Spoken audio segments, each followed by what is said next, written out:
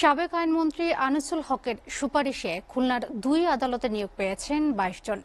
66টির মধ্যে বাকি পদগুলোতেও নিয়োগ দেওয়া হয়েছে আওয়ামী লীগ নেতাদের পছন্দ অনুযায়ী। কর্মচারী নিয়োগে এমন পক্ষপাতিত্বে ক্ষুব্ধ ছিল সাধারণ মানুষ। এসব নিয়ে আগে প্রতিবাদের সুযোগ না পেলেও শেখ হাসিনার পতনের পর দলীয় নিয়োগ নিয়ে তোলপাড় খুলনার আদালত পাড়া। খুলনা থেকে রকিবুল ইসলাম মতির প্রতিবেদন। খুলনা মুখ্য বিচারিক হাকিম আদালতে এবং জেলা ও দায়রা জজ আদালতে সম্প্রতি 66 জনকে নিয়োগ দেওয়া হয়েছে। 24 মে লিখিত পরীক্ষার পর কয়েক ধাপে নেওয়া হয় মৌখিক পরীক্ষা।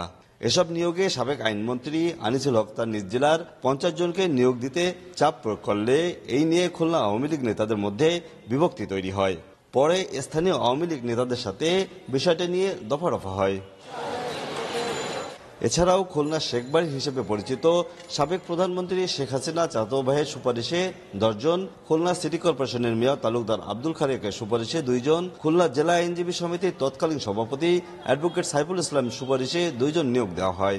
এসব নিয়োগে 15 থেকে 25 লাখ টাকা আদায় করা হয় বলে অভিযোগ রয়েছে। খুলনা জেলা আইনজীবীরা বলছেন, স্থানীয় নিয়োগের ক্ষেত্রে মেধার মূল্যায়ন করার বিকল্প নেই।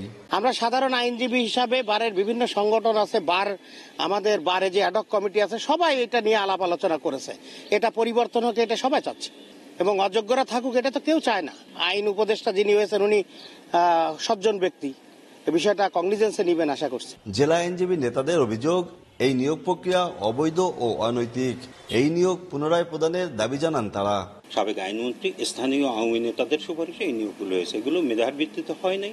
সে কারণে আমরা খুলনা জেলা আইনজীবী সমিতির সর্বস্তরের আইনজীবীদের প্রতিনিধি হিসেবে বলছি যে এই নিয়োগ বাতিল করতে হবে এবং নতুন করে মেধার ভিত্তিতে নিয়োগ দিতে হবে। খুলনা নাগরিক সমাজের প্রতিনিধিরা বলছেন, যাদের অবৈধভাবে নিয়োগ দেওয়া হয়েছে তাদের নিয়োগ বাতিল করে এবং এর সাথে সংশ্লিষ্ট যারা সুপারিশ করেছে তাদের আইনের আওতায় আনতে হবে।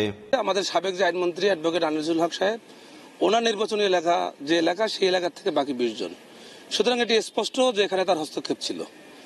আমাদের দাবি হচ্ছে যাদেরকে এই অবৈধভাবে নিয়োগ দেওয়া হলো তাদের নিয়োগ বাতিল, আইনের আওতায় নিয়ে আসা, এবং যিনি এই সুপারিশ করলেন বা হস্তক্ষেপ করলেন এবং এর সঙ্গে যারা যারা সংশ্লিষ্ট আছেন সকলকে আইনের আওতায় এনে বিচারের মুখোমুখি করা। বৈষম্য বিরোধী ছাত্র আন্দোলনের মাঝামাঝি পর্যায় থেকে এখন পর্যন্ত চাকরি বঞ্চিতরা এ নিয়ে আন্দোলন করছে, তবে এখন পর্যন্ত এ বিষয়ে কোনো সুরাহা হয়নি।